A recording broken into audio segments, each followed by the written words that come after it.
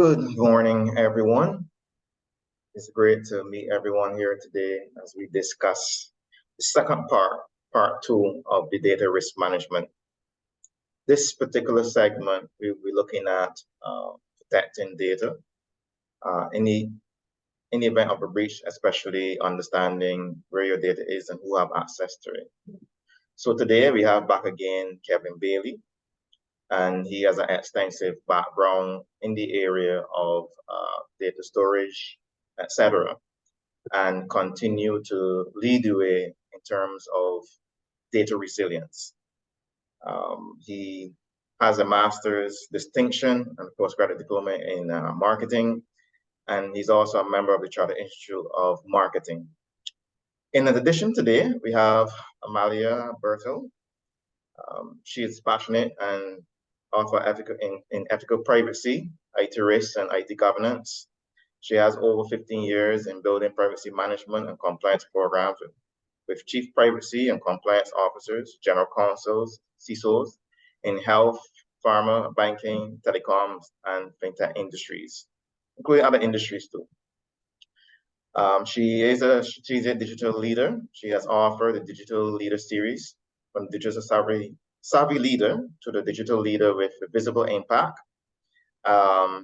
She also served on the Canadian IAPP Advisory Board, BMI, as a board of director of Southern Ontario chapter, so now Toronto chapter, and as an advisor to the ISACA Toronto chapter, which is actually managing a mentoring program as a volunteer meant to help young privacy professionals entering the professional field.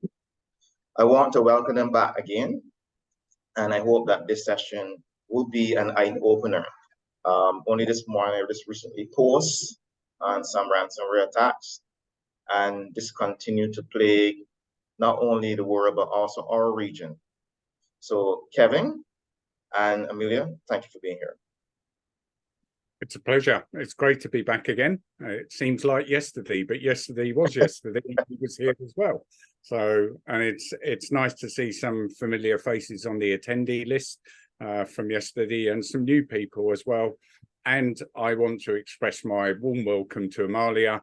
Yeah, I think as I mentioned to people yesterday, you're always learning, and data privacy, the ethics around that, and looking after the individual as well as big businesses needs specialist help, and that's where Amalia can help out. And we've got a section in this where I'm going to be asking Amalia for her views around privacy and specifically around data and the effects in your region.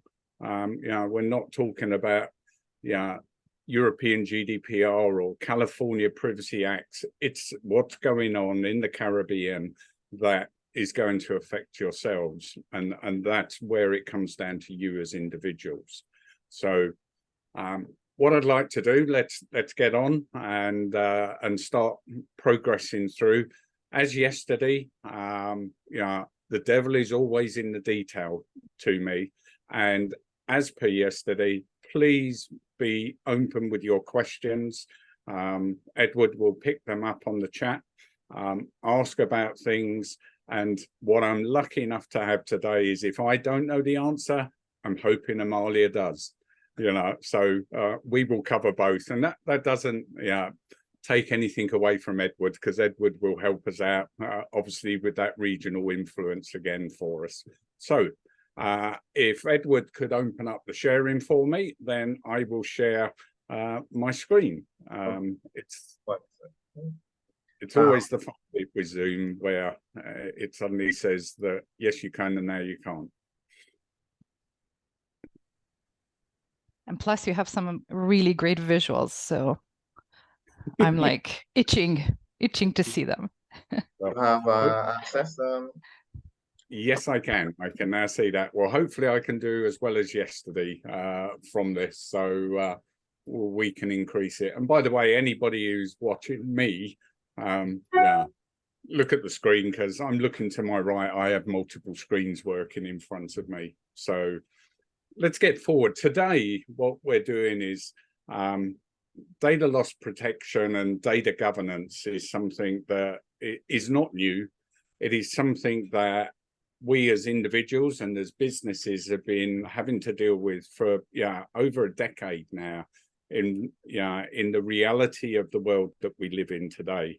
And it's that requirement now against the past that says, I need real-time visibility and protection of my data. And the reason why, from a business side, you need real-time visibility is that because myself as an individual will ask you for access to my data.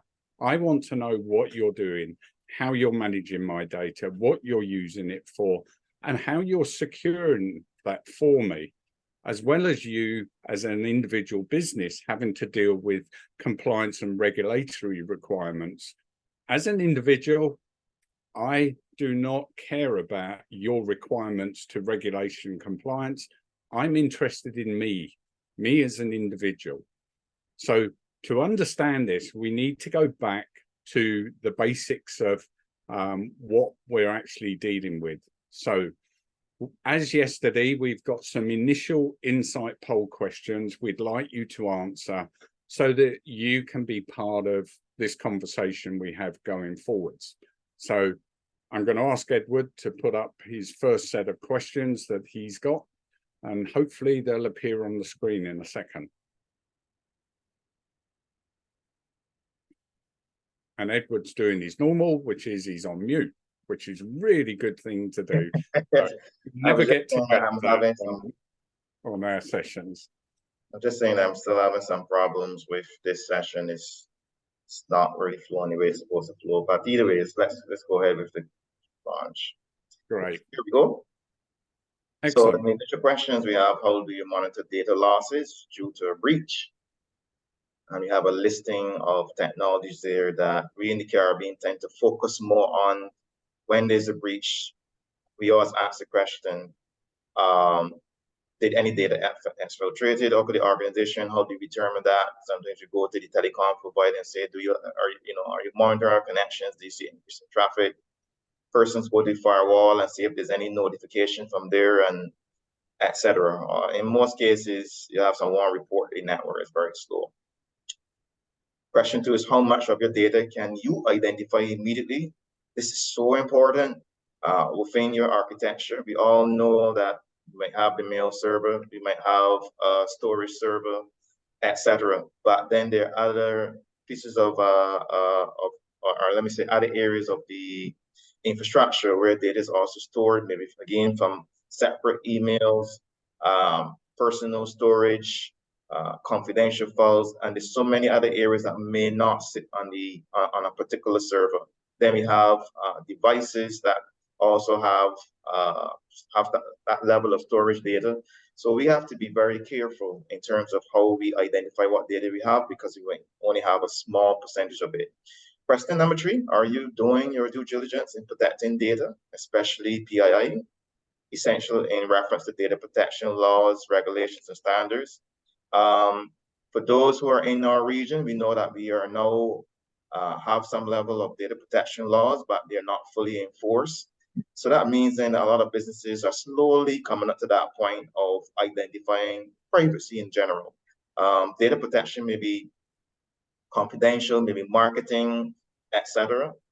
But as we can see with the threats that's going around the world and here within the Caribbean, one wonder how our privacy is taking a high priority in the organizations.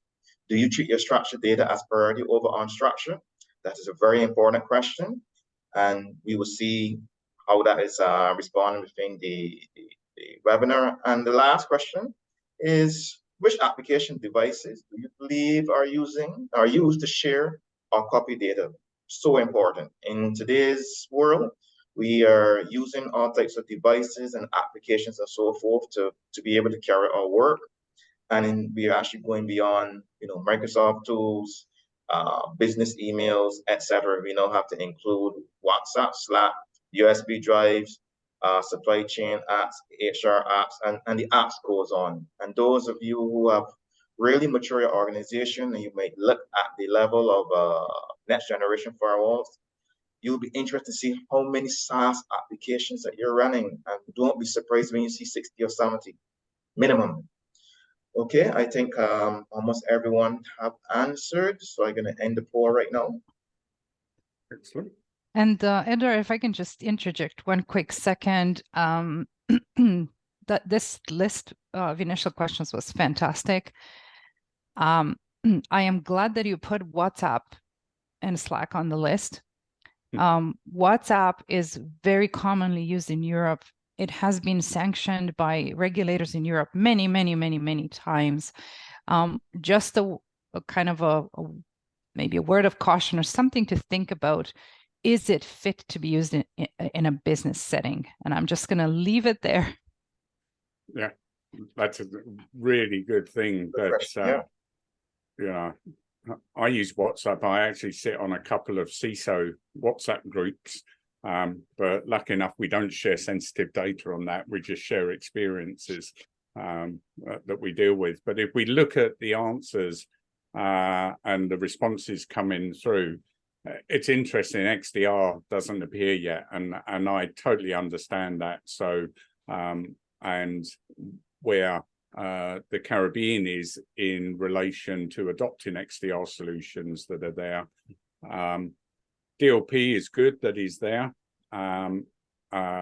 So the rest of this is interesting from a view of, everyone should have firewalls in place. DLP, we're going to get onto that and talk more about data loss prevention tools. Yes. Let me jump in here. I find, so not that we always press for time, but I think this is an important topic. I am surprised, very, very surprised that in 2023, that our ability to correlate from many areas within the network. I don't want to use devices, from all areas of your infrastructure. So let's go down to devices: cell phones, servers, endpoint devices, mobile devices, what else? Application, cloud. I am very, very, if you didn't mention that, I have a different screen here.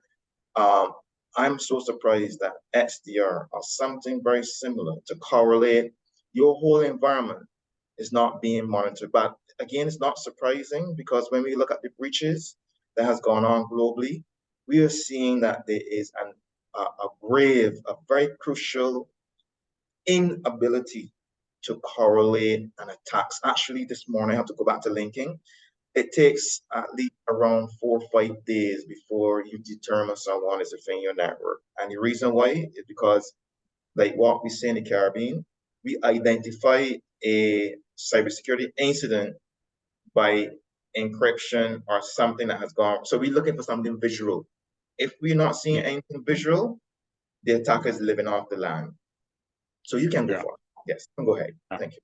And I agree with you in part.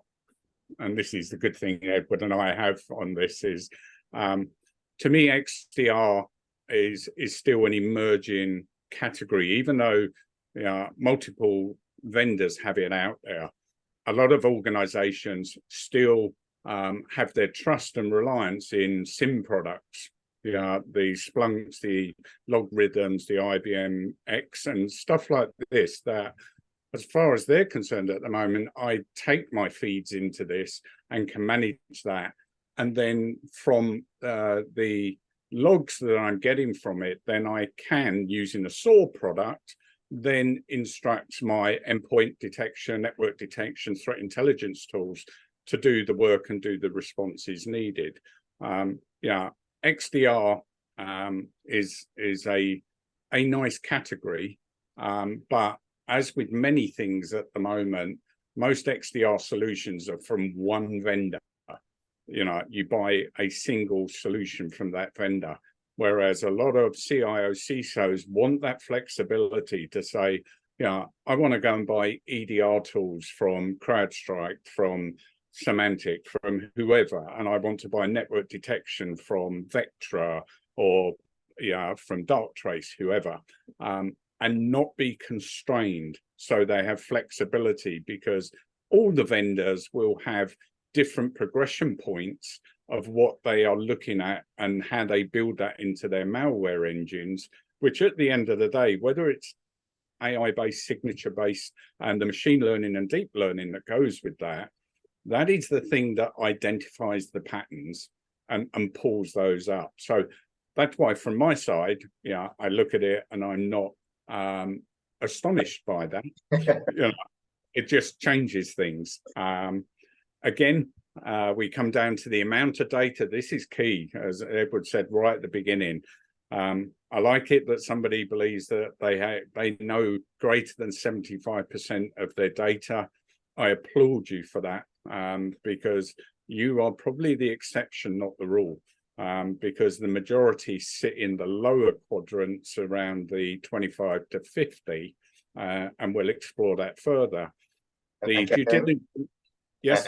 And if I may add, even the very large companies, when they do their data mapping and etc., it is, and I mean, you can jump in here, it is a compliance issue because it's not a one set scenario. You might have, let's say 100% today.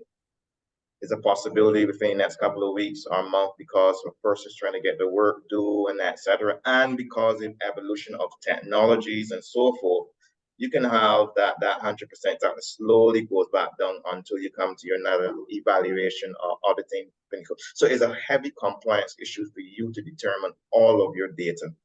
So, yeah, and I think that is key. And yeah, I think Amalia be pleased at question 3, where people doing their due diligence around PII.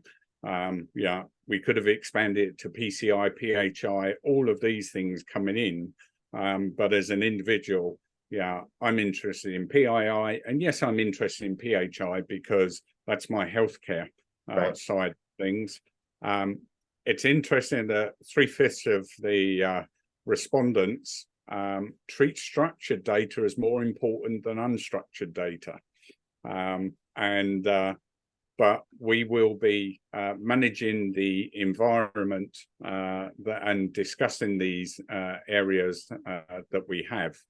And it's great to see that everybody uses every app, every device, and believes every type of communication software is being used out in the business to share data. Good use of the applications, probably bad use if it's not being controlled. But let's continue with the presentation that's there. Have you got any comments at all on that, Amalia? No, not at the moment. I think let's see what you have in store for us. I have many thoughts about what you both said and see where I pepper them through. Excellent, great. If you can turn on sharing again, I know we're just having the glitch with Zoom at the moment, and I will get on. Okay, go ahead. Excellent. Oh, went down. There we go. Excellent. So let's move forwards. So let's go back to basics. Yeah. We talk about data. Everyone talks about data in our lives, whether it's personal, business, social. I believe everybody has at least 3 personas. I have my business persona. I have my personal persona. I also have a social persona. And it's very much where people will use the adage of, when I'm on social, I could be anybody that I want to be. And that's, worries that we have there. And it isn't simple. Data years ago was the thing that allowed computer systems to work. Today, computer systems are totally reliant on having the right data to run properly. And when you look at data itself, it has many, many characteristics. It is unique. It's atypical. It can be an extract. It can be primary data. It can be secondary data. It can be very complex. By the way, big data is no different to data. It's just lots of data put into a big container. So there's nothing unique about big data. It's just lots of bits and bytes put together. It's personal. It's also secret. I've worked for a defense contractor in the past. I don't connect to a thing called an RJ45 link to allow me onto the network, I had 7 different types of link, depending what data I was dealing with. It's also social. We see it every day happening, and it's valued. It's valued by businesses, it's valued by individuals, but it's also controversial. We all know about fake news, fake information, but it also can be controversial from a positive side, which is opinions that are there that people can have. And it can also be damaging to the individual, to the business, that either people think that they can do things with data that they wouldn't do face to face. And we see this every day. As I say, it's always in the detail. And I said to people yesterday, I started as a systems engineer in technology, selling data storage for $2.50 a megabyte. And when I was an operator, I used to have a 1 megabyte star system because I worked in a geophysical company as a junior computer operator years ago. Those sizes of systems have gone. Today we regularly talk about gigabytes and terabytes and petabytes of data, and it continues. And when you think about it, the picture on the left-hand side is an IBM storage unit. And this was a promotion from IBM talking about their first 5 megabyte storage unit being shipped in the side of an aeroplane. Today, we can go to ScanDisk and get ourselves a 1 terabyte hard disk as such that fits into our cameras, into our phones, and moves it about. It just again shows how Geoffrey Moore's law has brought down that capability of multiplying year on year.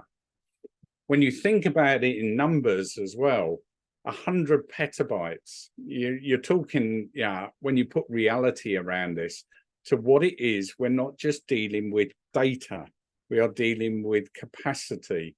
40 human brains worth of memory storage is 100 petabytes. The Genome Project that actually is not too far away from where I live in the UK, the Wellcome Foundation, you're talking about 26.5 billion sequences of information that is in 100 petabytes. But let's think about our own brains. The storage of data in our brains equals about 256 exabytes. That's one of those bottom in green areas. But we forget the basic stuff. That's a conscience. So when people talk about artificial intelligence taking over the world, our brains can't get the right things right. And without a conscience, AI will never take over what we do. But that's a different subject. But it doesn't stop. Expectations are that by 2025, i.e. in 18 months' time or less, there will be 175 zettabytes of data that will be built into what people call the global data sphere. This is the amount of storage that we have that is going around the world. And it's finite and extreme. And you think about your own businesses, the digital economy and society, as the World Economic Forum talk about, it shows that data is used throughout this sphere. And it's used in the smallest areas and the largest areas in there. It affects us all. And that's the thing you need to take on board. Think of data as an emotional concept. It's something we need to accept. But also think about it in the enormity of what we're trying to do. This is part of a thing called Astron, which is a whole new network of dishes that is being put around the world. It's a $1.5 billion expansion project that's currently being built, and the first are due online next year. This one solution will download 1 exabyte of data every day. When I started in storage, we used to talk about 1 terabyte of data per day from the CERN accelerator system in Switzerland. and being able to store that. This is where systems now are enormous. But what we're after is the data from it so that scientists can do the work. The same thing that we're going to experience, hopefully in the coming weeks, from the recent landing on the moon by the Indian Cosmos team, who have put a spaceship on the South Pole of the moon to go and look at data. There'll be flowing data from that. So this is why data is finite and extreme in the way that you deal with it. But in our business, we look at enterprise data. We look at 3 elements, and most people just put it to 2. They talk about structured and unstructured, but there is also semi-structured, i.e. it's come out of one of the other 2 and it's now being moved or being changed. And when you look at the portions and representation of this, about 80% of the world's data is unstructured. That's in enterprise data. 20% of it sits in semi-structured and structured data. So your databases where people say, I prioritize structured data over unstructured, you're actually only prioritizing 15% of your data that you probably hold in your business today. And remember, if I want to do an extract of a database, I turn it into unstructured data. So if it was a priority in structured because it holds sensitive data, why is it not a priority in unstructured now? Because I'm taking extracts of that out. As I say, when we deal with it in an enterprise environment, we deal with 2 areas, structured and unstructured. So Gartner's saying, and like I say, I don't come up with these numbers. I let the powers that be at Gartner and IDC and Forrester of all this data, they tell us that structured estimates at about 20% of enterprise data. So if you look at your business and if you've got a database in place, you're going to retain about 20% of your data in those databases or in a structured format, whereas 80% of it will sit in unstructured. And we had a question yesterday that was asked, does it take more time or to back up structured than unstructured data? You look at the comment there about requires less storage because it's packed better. Structured is better formatted than unstructured is. So there's a lot of efficiencies in structured data, which means there's efficiencies in the way that you manipulate it, i.e. backing it up, than it is with unstructured data that you have there. If we look at it regionally, everyone always says, well, that's the amount we've got. But in the same 18 months that we'll be at 175 zettabytes of data, if you look at these 3 areas, it shows that by that same time, there will be 400,000 exabytes of new enterprise data created and utilized, that will be available to it. In Latin America, there's 69,000 exabytes there. So it's interesting because people always look at the data and then look at geopolitical and say, Europe and North America and the Americas as a whole. But Asia Pacific will have the highest growth. And there is so much going on that is available in Asia Pacific in what they're working on. The other thing about this is people talk about cloud versus non-cloud environments. And non-cloud environments still take up the majority of the enterprise data. Come back and think about structured and unstructured. A lot of people will put structured inside cloud, but they won't put unstructured there, which takes the majority of the data.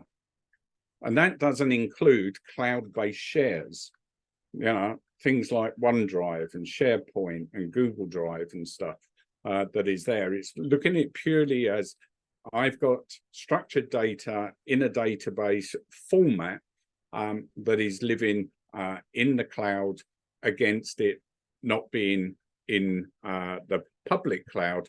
This doesn't go into account of things like private cloud environments which are just an extension, I see, of a organization's data center that they have. So the effect of data compromise, Edward just mentioned about posting on LinkedIn about a recent data breach. I saw one this morning based in the UK where a regional council, one of our county councils, was taken for ransomware on Monday. That is there. It's always about the business. It's always about the organization. But as I said at the beginning, it's not. What it is all about the citizen. It's those that get affected. Organizations do not have to respond to a data breach or a ransomware attack if they were not being pushed by regulators who are working on the part of the citizens. They would hide it from us. They wouldn't need to disclose it. So when you see all of the breaches that are happening across different industries, the thing that this is affecting is that ability for that home unit, for those citizens to go and buy things from their retail shop, to have gas, electricity, water provided to them, for their government to do right by them, to travel internally, externally, and have people coming to the Caribbean area, to be able to bank, talk to people through communications and WhatsApp if you want to, as long as you're not sharing sensitive data, and healthcare. The WhatsApp one is there. That affected the Caribbean. A lot of these things you read about and you think, well, that's all right because that's happened in France, or that happened in Carolina, or that happened in Ontario. But because of the connected networks that we live in today, it will affect you individually and in your region. And that's the piece that we have to think of. I always say to people, I'm not worried if Massey lost 1 million customer contact details. I'm interested if they lost mine. And I'm the person. And more in America, we don't tend to do it here in Europe. In America, suddenly you find class action suits being raised against organizations, and who they are raised by, those individuals in that center picture. They are saying you're abusing the data that's there. Any thoughts about that, Amalia?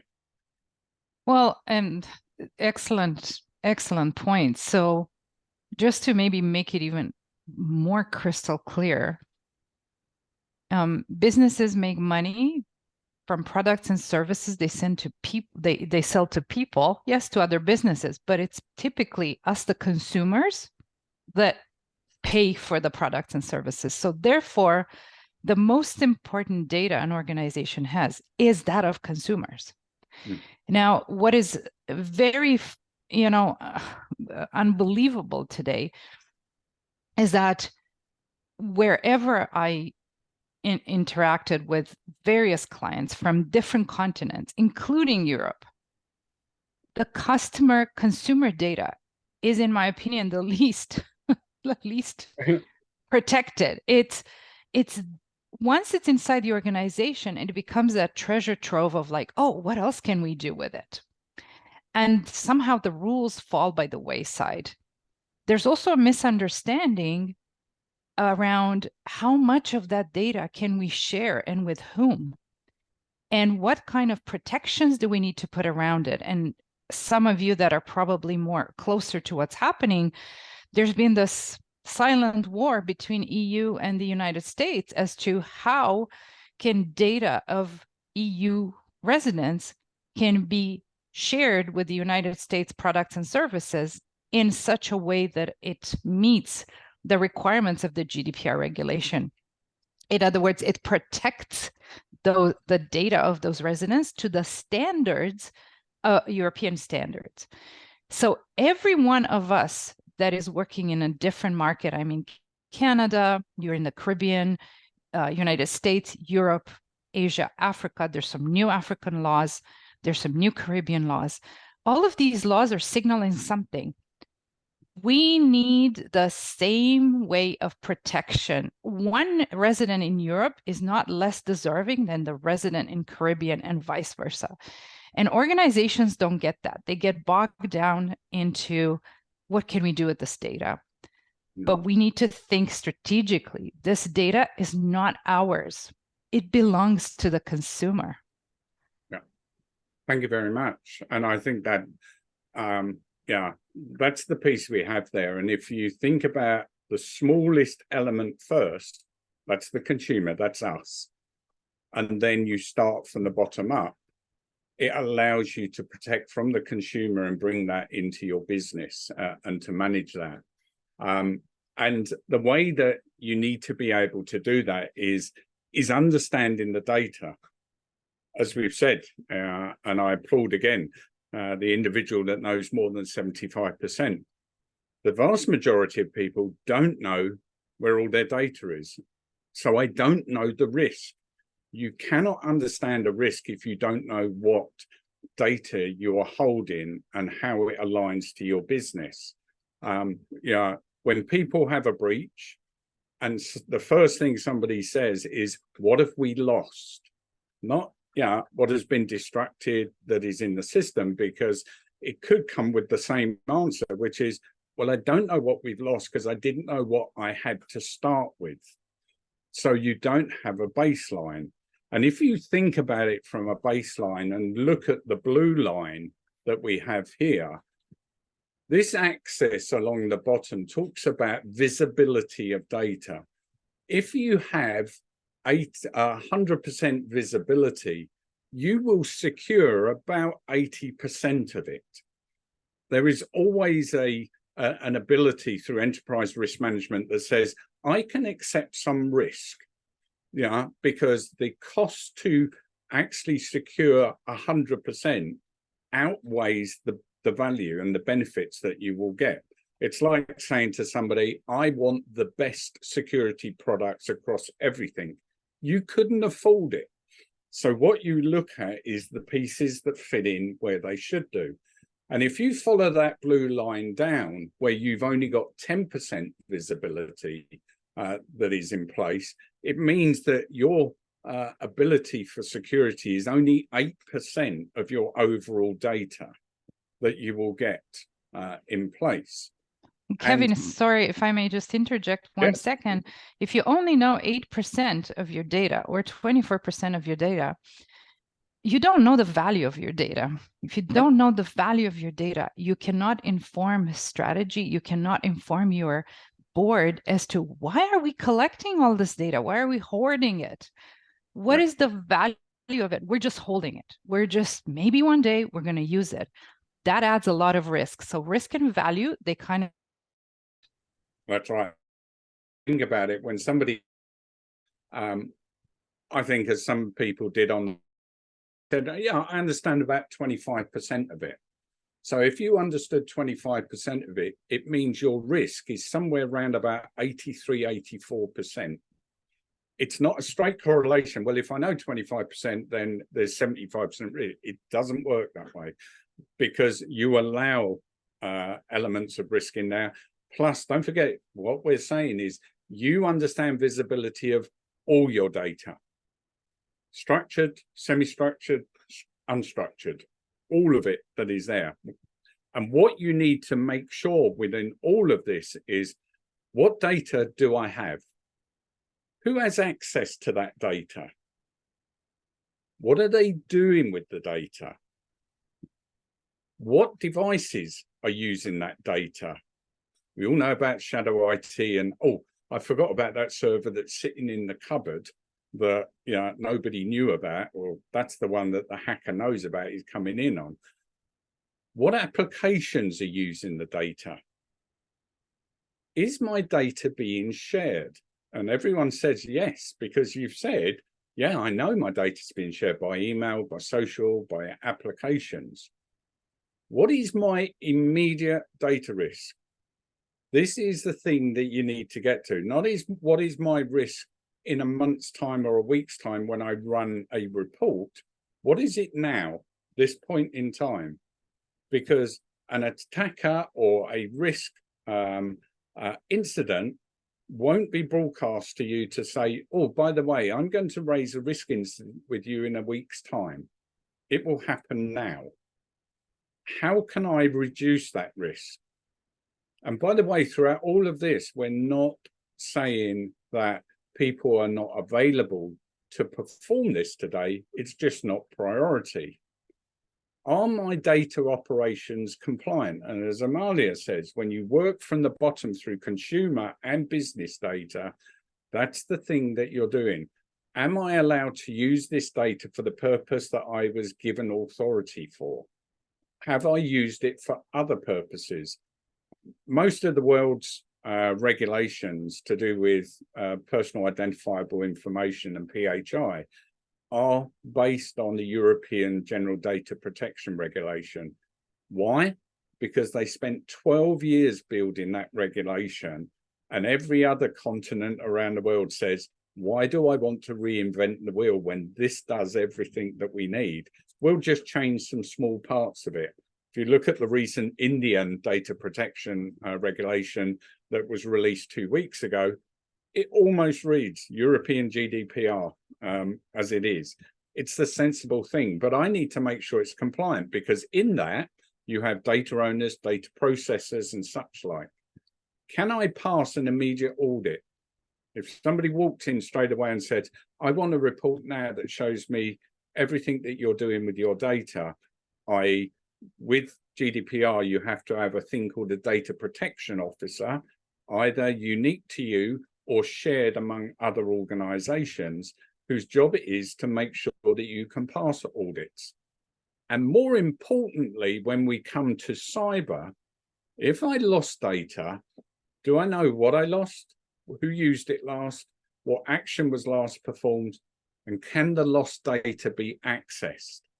That last one is the difference between saying to, when you do risk management, is I had a data breach, this amount of data was stolen, but it can never be read.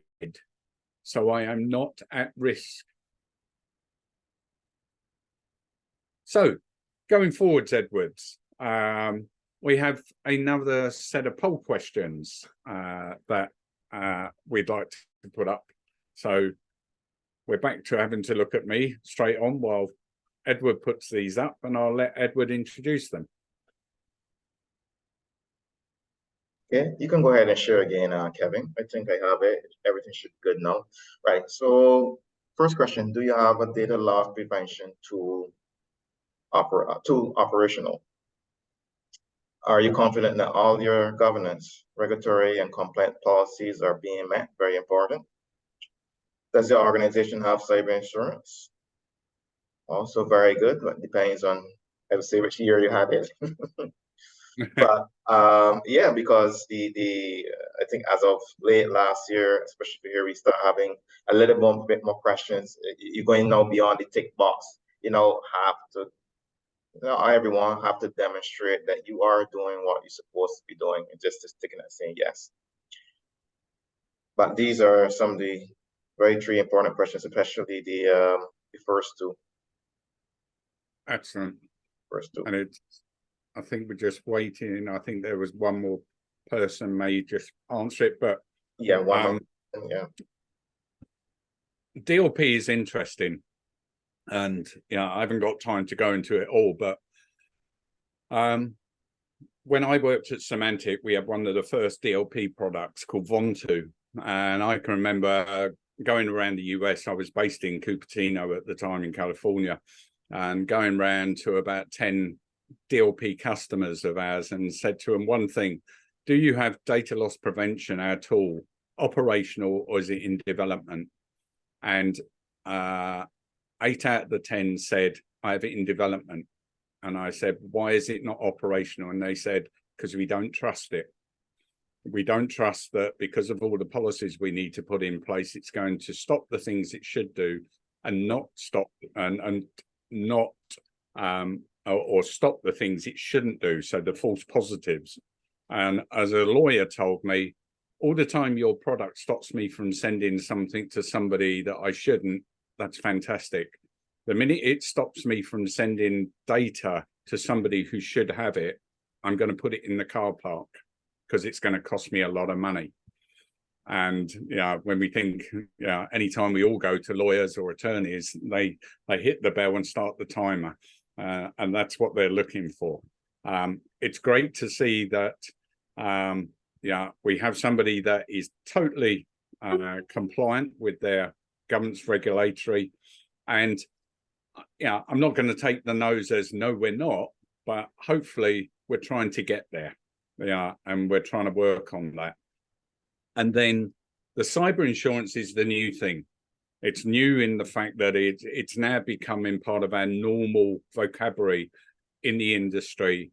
Whereas when it was first introduced, it was like, well, why do I need that? That's like an add-on. Today, it's not an add-on. It is something that organizations should evaluate, should have in place. And remember, cyber insurance is not about paying ransom. It's about paying for the services, the incident response teams, and bringing back the money that you've had to pay to recover from an incident that is in place. It won't recover it all, but it will take a large dent out of that budget that you hadn't actually factored in, that you've had to spend to recover from that incident. One thing I want to add, Kevin, to what you said, speaking over the last year or so, some persons within different industries, don't want to call them, majority of times the DLP tools are deployed and they're not fully configured. So while you might have a question saying, yes, we have a DLP solution, we all know how well that is configured and working within the business units and so forth, or within the organization. It's not always, I would say, compliance in its configuration. So that's one thing I think that for those who in the non-financial sector who might have to do a little bit more work, configuration is really key when it comes to all these types of solutions. You can proceed, okay? Lovely. Thank you very much. Here's the results. That's great. So let's take away the negativity and let's go on to the positivity side of things. But I always sit and think, the clouds of doom we have to live in the cyber world, and we want to know why we should do this, because that builds the business case to be able to do things. Everything requires a business case that is in every industry. It doesn't just happen. Even though you may get a budget, you've got to justify why you're doing that. And the first thing is that you need to increase the privacy awareness that people have around this. And as Amalia was saying, it goes beyond complying with regulations, but it's also how consumers perceive company brands. This isn't about, I'm going to lose reputational value because I've had a data breach. People recover from that. But what happens is that people will look at other brands to go and buy from rather than from yours. Stock market changes, they are short term. If your organization is based on the stock exchange, it will recover after that period. So we've gone away from the area that we're talking about where incidents involving data are long damaging on reputation and stock market value. Those things have moved away. It is about the individual. As Amalia says, it's about those people that buy your products. Businesses buy your products as well, but they buy them so that their consumers can make use of them. It comes back to that lower format of that individual. We have internal and external threats running. The cyber environment that is out there today has grown. I posted something this morning based on HP's Wolf Security research, where there's creativity around the threat actors and what they're doing, where there could be a phishing attack, but they don't do anything with it. they're building creativity. It's like building toy bricks. You know, they're working their angles. And that's why you need to make sure that the data is well protected from a cyber resilience side, as well as the security products that are coming in. And knowing the data allows you to manage that environment. And then, as we've said, the cyber insurance. You know, people talk positively and negatively about cyber insurance, but there are good products out there that help you. By the way, when I say this, I'm not detrimental to the product, but you will see cyber insurance being bundled with certain products where the detail behind the cyber insurance doesn't live up to reality. So when they say, I will give you £1 million or £2 million of insurance, it is not. Read the small print. Your legal officers will read the small print and say, actually, what it means is I can get $20,000 back because it affected 3 of my devices, but I only get it if the attacker bypassed that tool that it's associated with. So if you're going to take in cyber insurance or warranties around that, you need to take it from a generic viewpoint, not tied to an individual product, and have that put in place. That gives you greater breadth to work with that is in place. Now, when you're changing your data risk approach, and this is when, from my side, I'm introducing a company called Actifile. They change the way that people deal with data and how you understand it. And as I mentioned yesterday, the products that I talk about do what they say on the tin. They don't do any more than that. You know, it's like New Shield yesterday is not a malware engine, but it stops your data being compromised. Actifile is not a data loss prevention product. It's a data security platform. And from that, it allows you to change your data risk approach.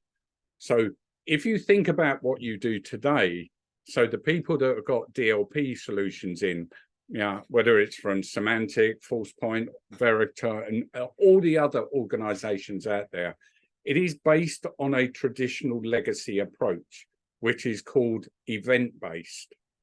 You build a set of policies that says, if a policy is actioned because an event happens, I want this to happen. That means that your policies need to be smart enough to understand every eventuality. AI, things like that, people-centric technologies do not get everything right. That's why DLP has such a high false positive rate and it's resource intensive. So it builds these blocking rules, but it misses the blocking rules. Why? Because it's waiting for an event. It sits there quite happily in the background. It does nothing about understanding the data. It is about stopping the data from going out. That's why Gartner, through their data governance framework, talk about DLP moving into data security platforms. In other words, to understand data loss, you've got to understand the data first.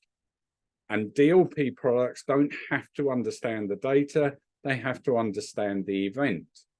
If you look at it from a data risk approach, which is what Actifile does, it understands every piece of data in your system. So it goes onto every device. You put Actifile on every device that you've got, and nothing can hide. So what it's looking at is the data lifecycle. It wants to look at every piece of data. It wants to know who it's interacting with, and it doesn't need to be integrated with the thousands of applications you got. It knows the minute it touches that application that it's being used by it. It knows all about the channels, when it came in, when it goes out. And it also allows you that ability to say, once you've run it, because you have to understand the data, you can then flexibly encrypt the sensitive data that you believe, you as an individual company believe, if it got into the wrong hands, it could create a risk for you.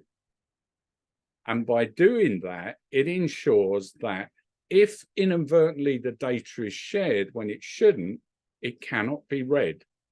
It's FIPS 140, AES-256 type of encryption. That's what it does. So it allows you to do that, but it allows you to operate seamlessly as well. So if I'm accessing the data because I'm allowed to, I'm a user of that data, it will de-encrypt and re-encrypt it while I'm using it. I won't see any different.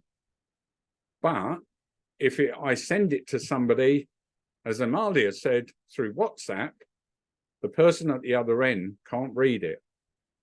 Even if they have a copy of Actifile, their own version of it, that's not linked to my business, you can't read it. So it gives you that ability not only to understand the data, but to secure it as well. And this is where the piece about continually auditing and monitoring comes into place. You must be able to do that. Products like Actifile that sit into Gartner's data security platform allow you to see, in effect, almost near real time. Roughly every 15 to 20 seconds, the dashboard updates itself. That is how frequently it doesn't. It's not like, let's take something like Microsoft Purdue, which is a data analytics platform that takes data in, and then you normally run it weekly or monthly to give you a view about your data. That's no good if in between that weekly or monthly run, something happens. You want to know at that point what was going on with my data. I want to know what's changed between the last update, for instance, my last good period, let's say it's an hour ago, and to what it is now where something has gone wrong or something has been alerted. So you need to audit and manage this. If an auditor come in, somebody like Amalia, and said, great, I'm doing a speed audit on your company. Can you give me an overview of what your risk is to your data at the moment? How many people can do that? And you sit and think, not many. And that's the piece that we want in there. Any thoughts from you, Amalia?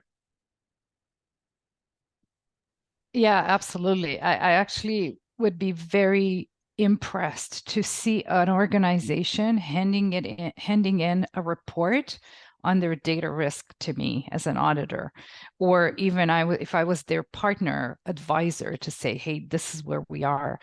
And I was just typing in the chat, cybersecurity insurance includes a review of your data privacy practices. More and more, I have seen the questionnaires.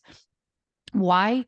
Because security gets to a point. They say, okay, we are protecting, we can recover, but they don't go to the deep understanding of how the data is being used. Is it lawfully used?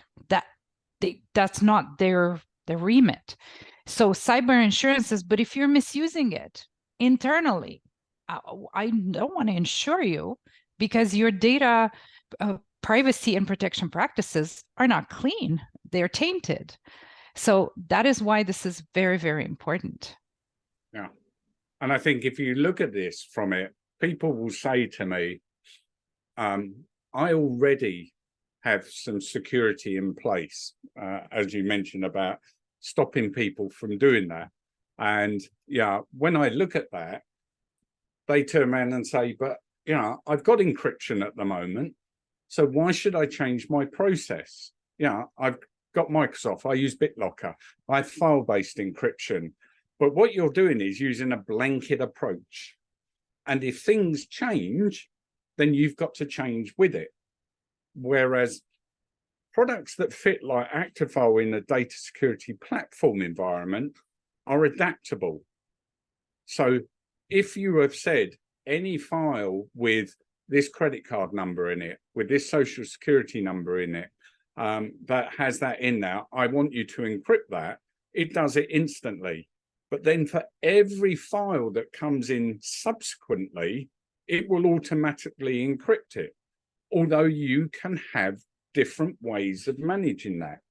So you can do it by channel. So if the data is going to pass through a channel like WhatsApp, like email, You may want to decrypt it or keep it encrypted. It's your call. Yeah, you can set up whitelists that's there. You can put delayed encryption in place. Remember, the life cycle of data tends to run away really quickly, which means if you've got data and you don't want to encrypt it, but you want to share it with some trusted parties over the first 30 days of its life cycle, you don't want to have that encrypted because they can't read it and it's legitimate sharing. But once you get past 60, 90 days, the data's not used that much. So you could put a delayed encryption on it, which then says the data at rest that I've got that is really sensitive and could be beneficial to people actually is now encrypted and cannot be touched and be managed. You can do it by classification. So again, that flexibility that you built into the system, that you're saying, based on these classifiers, I only want to encrypt things that are going to have government ID numbers against it, or I want to encrypt it where it is consumer-based data only. Or you can leave it all encrypted, and your trusted supply chain that you work with, you will give them access to active file through your system so that you can send it encrypted in a channel, but they can then read that. So it's that flexibility, and the flexibility builds into what we need today in a digital environment. And that allows you as an individual to make sure that you can report on data risk at any point. If you imagine you have an accounting file that's being downloaded, the minute that's downloaded, it's reported to the system.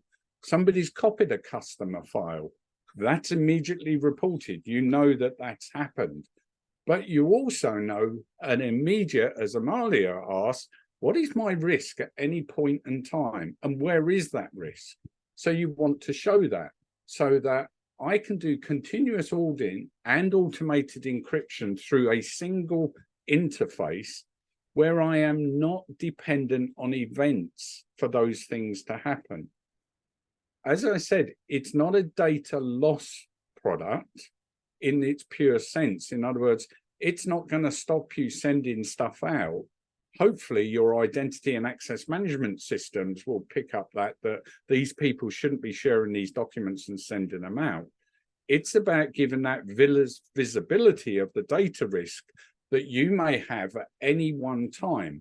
And this is what you would get presented through Actifile. You would see straight away in the portal, what is my total risk? What's the risk reduction? That risk reduction is the amount of risk that you've de-risked by encrypting those files wherever they lay across whatever devices that you have. And then you have that residual risk. That is that piece, as we said, which says, actually, I can accept that because these files, although they're being picked up as sensitive, actually there is minimal impact to my business if those get exfiltrated from the system. And you can drive down through this system to actually see what is happening. So it is not about DLP, it is about continual protection and monitoring of your system so that you can manage the environment. As our graph showed with data growth, whether it's cloud or it's on-premise system, this system does not breach the rules. It doesn't get to look inside the data for you to look at the data. It inspects it and produces metadata. So it never moves data from its original location, which is what we want to make sure happening. And by that, it prevents that data compromise by, if you think about ransomware and what it does, most ransomware will encrypt a file. Well, that's great. This is already encrypted. So when they get it back home, they unencrypt their file with their private key and find that they can't get into the next layer. So it's useless to them. And that's what the data protection officer or the risk manager wants to ensure. That data cannot be seen. But also, by internal threats. Yes, an internal employee may know they've got active file on the system, and they'll sit and think, yeah, I know, but yeah, I can deinstall it. No, you can't. It's done by the central IT team. But if you decide you want to send out data that is sensitive, you're being logged. An active file knows that you've done that action and when you did it. And that's the sort of thing that you want to make sure is in place. Even if you unencrypt it as a user, if you unencrypt that file and send it out, you are logged. We know it happened. Yeah, active file knows that action, and that can be followed on a critical timeline. Yeah, it allows you to align to whatever industry compliance and regulations come down. You just build a new set of policies for whatever the regulation is. You don't have to keep up with it.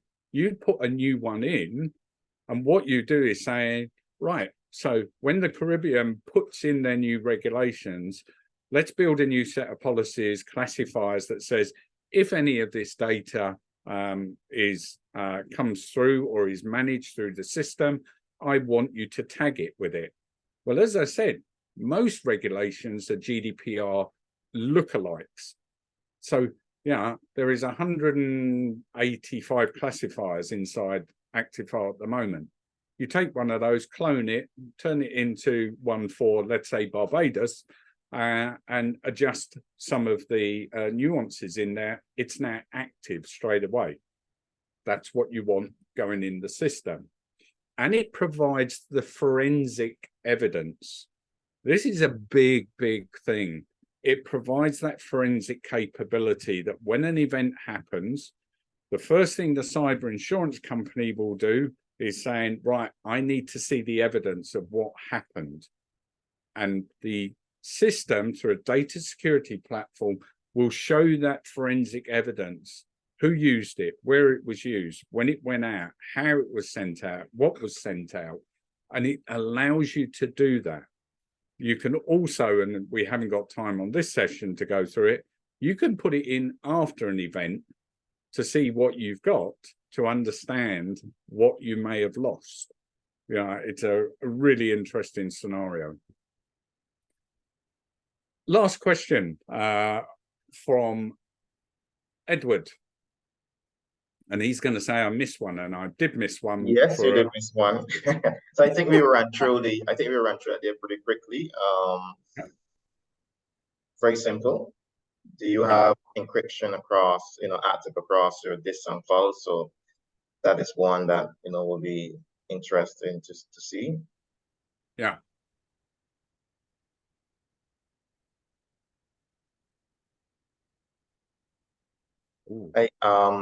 Kevin, what I really like, and I know I'm really could jump in here later on, is the ability for the digital forensics. It's so important in the event of breach or a possible breach where there is just not enough information to verify what has happened. So to have a solution that could look at the data before having to go to your XDR solution, your SIEMs, firewall, etc., pulling through Microsoft event logs is so important.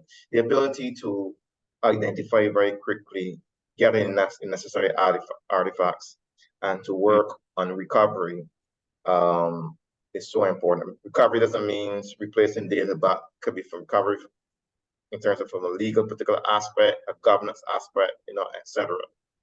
Yeah. All right. And so we have 5. I'm going to end that. Share the results very quickly. Okay. Yeah, it's good to see, and yeah, encryption, as we've asked here, is always an interesting one. Yeah, I speak to people that got Microsoft, and they say, yeah, I've got BitLocker, and say, great, so you got disk-based encryption. That stops your disk from being tampered with if you lose your device. Excellent. Right. When the data's out of the disk and it's in movement, it's not protected. Yeah, so it's when it gets back in the disk again, it's protected. The other side of this is also the fact that people will treat encryption as a very resource intensive feature, because I've got to deal with private and public keys. I've got to deal with PKI management tools and stuff like this. And that's one of the things that, not only Actifile, but other organizations are looking to simplify the way encryption works. And we got the future of it. And people get scared because the scary people talk about how quantum encryption is going to come down and be able to understand everything, or how homomorphic encryption happens is in place. Understand this, currently today, the standard is 256 AES encryption. That's it. That's what we use. So 128 is gone, and you'll see that dying. But 256 is where it is, and in that environment, that's what people work on, and that's what we work on today. In the future, and we're talking 5-10 years time, we will have to adapt to things, but you're in the here and the now and the present. Make sure it is secure with what you're dealing with, and it's great to see that people think that it's of value. Lots of things come of value. You'll see I'm not a salesman. My job is to do strategy and evangelism. It's people like Edward's job to sell things and stuff like that. But that's why from a Cybrilliant side, we choose products like Actifile and UShield, because they are different. But they are different. They've got customers, and they've got a presence out there. The difference is these companies do not spend millions on marketing to talk about themselves. They spend millions on technology to make their product viable. And that's the piece that I always like, because it answers the question everybody wants. So thank you very much for that. I think we are now just on the last slide. If anybody's got any questions at all, Edward, I'll let you. Odin has raised his hand. Yes. I'm not quite sure he has access to chat, but I want to know if you want to answer a question online. Odin, if you can reply through the chat, that will be good, or through the Q&A. You have a particular question? I would say maybe by mistake. So, Kevin, I have to correct you there. While we are into the sale of strategies, it's not always into solutions. We are also into the advocacy. It's very important. And as you yourself and Amelia is aware, if we all have been doing a very good job, the risk the business will be so small, we will hardly hear about any breaches. Yes. So we have to be continuing out there with the awareness, highlighting a lot of the issues that are going on within, within structures, governance, all the way down. Okay, I have a question here. Isn't here a difference between data loss protection and data loss prevention? Do they require different frameworks? So I guess you're saying there's a difference between data loss protection and data loss prevention. Yeah, so prevention is, it just catches in the net what data doesn't meet the requirements that you set up in the rules of the DLP. It stops them in terms of, they go to hopefully a committee that investigates why you're trying to send that, why are you not following the rules. Protection is what Actifile does. It actually encrypts. So it's a lot more than just prevention. Yeah, I totally agree with it. If you, and maybe we'll share it with Odin, the Gartner Data Governance Framework, talks about it, because data security protection from a platform viewpoint is what you have there about data loss protection. It's what you're doing is in effect data protection, which is to be able to provide that, you've got to understand the data and protect it. The prevention says, I'm going to try and put barriers in the place to stop things going out. Unfortunately, from the prevention side, it's been used many times. To prevent it, the horse is already bolted. In other words, I didn't realize that the data got out. So what I'm going to do is put a new policy in to stop that happening again, but it's already gone. So everything around the first part that you've asked about data loss protection, is where, as Amalia says, active file fits, data security platforms fit in, and data loss prevention is all of the traditional tools that portal authorities, semantics Vontu, false point systems, such like, that is what they're doing. They're saying everything is event-based and there's a pattern to what happens. Yes, there is. A pattern happens with everything, but you've got to understand every pattern. And what data security platforms do is saying, we're not interested in platforms. What we're saying is, you define what is sensitive in your business. We will know all about your sensitive data and we will make sure that's secure. So even if it got out, then it will be secure. Right. You can bundle DLP products. For instance, if you have a false point, semantic, whatever product for DLP, you can actually use a lot of the function data security platform to enhance the policies you build in DLP to stop it getting out. So it's double secured, in those environments. Yeah, and as we discussed yesterday. So the last question, I believe, is, so basically prevention is the precursor to protection. Yeah, exactly. You've got to have it. It's you can't stop what you can't see. And that's the thing, is people say, well, I'm going to prevent stuff going out. What are you preventing going out? My data. Tell me about your data. Well, it's databases. No, it's not databases. Yeah, it's millions of files. As I said yesterday, I had one client that's got 13 million unstructured files in a server. So if I disperse those 13 million files to other servers or other devices, what are you going to use to pick up when those go walkabout? Yeah, that's what you've got to keep up to. And so totally accept it. Prevention is got to be there. It's the piece I always think is cause effect. The cause of DLP not working is because you don't understand the data you're trying to protect. And I get emotional about that, but that's just me because I've been doing it so long.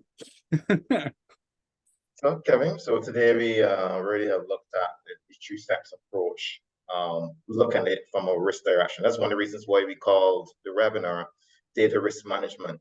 It's not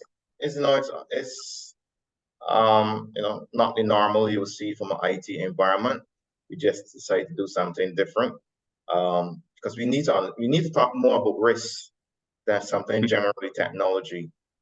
Business, when you go to executives, your board, etc. If you get a chance to meet your board, they're looking at risk. They're not talking about the don'ts and the do's and etc. They're looking at what risk is this going to bring. Are we managing it? What are some of the risks? Our PIEs, some of the KPIs also in there. So I think looking at this from a risk approach could help businesses or organizations looking at managing their compliance, the data regulations, etc., or industry compliance from a more risk approach. This can fit in without having to look at different technologies to meet that risk. To say, okay, then how do we evaluate it? How do we implement those necessary rules, etc., and be compliant to whatever data protection laws, regulations, or etc., are industry standards that we need to follow. So I think this has been a very good webinar. I hope everyone has enjoyed it. A survey will come up to you, but the idea is Actifall is here. You can trial it, you can test it in your environment, you can see what it looks like. And as we all know already, or at least we should all know from reading, and I can give some figures, the cost sometimes to implement these solutions may be a little bit high, But when you suffer an incident, well, you may, let's say, recover within a week, a couple of days. The issue is that incident still runs within the organization, sometimes up to a year. And this is because of legal, other compliance issues, governance issues that might exist outside of the IT domain. So therefore, the cost itself is way much more higher, to look at an incident, and then you look at the legal fees and other things that goes with that. So I want to say thank you very much to Kevin first, and Amelia. Yep, Amelia have done a wonderful job from her expert advisory, from a privacy and data protection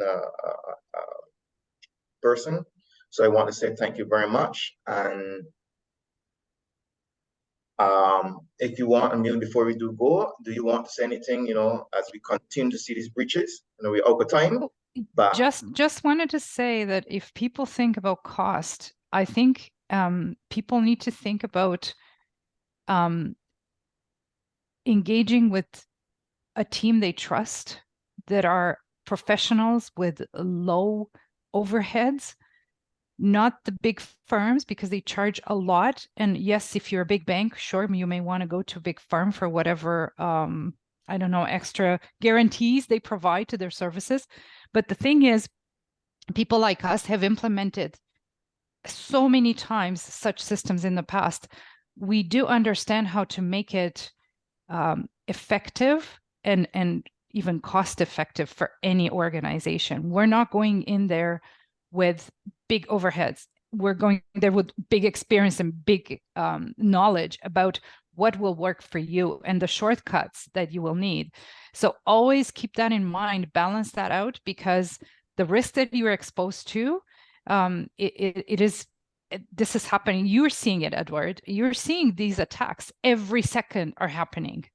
And it's just a matter of time when you are going to experience, unfortunately, a negative event. Yes, and I must add, not to hold up anyone, I work heavily into defense, and there are situations, unfortunately, even sometimes with the best technology, update gone wrong. Trust me or not, you can see update gone wrong. We all know of data has been blocked, accessed, etc., which is sometimes very easy to see. But what about the other twists when things are let through? So it's very important, as we have discussed yesterday, is that onion effect. There are layers of security. And this is why chatting with a compliance person, chatting with a person that's, into data resilience or cyber resilience, etc., would help you to mature. We call advisory, helps you to mature your environment as best as it possibly can. We're not talking about technology, but if you start with strategies, the adversary is always changing. They're looking at ways, I won't say every second, but they're looking at ways, let's be generous, every single day, every single hour, how to get in an organization, how to submit those queries or requests for millions of dollars in ransom.